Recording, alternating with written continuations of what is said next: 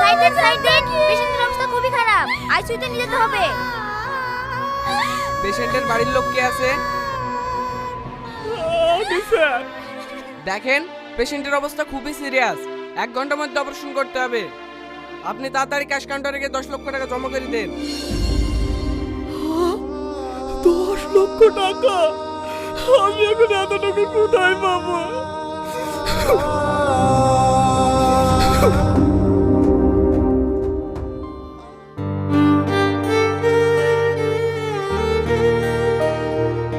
ওগো, টাকা মেনে চললো? না গো, কোথাও ম্যানেজ করতে পারিনি। শেষ সম্বল বাড়িটুকু বেচতে চাইলাম, কিন্তু কেউ হঠাৎ করে একসঙ্গে এতগুলো টাকা দিতে পারলো না।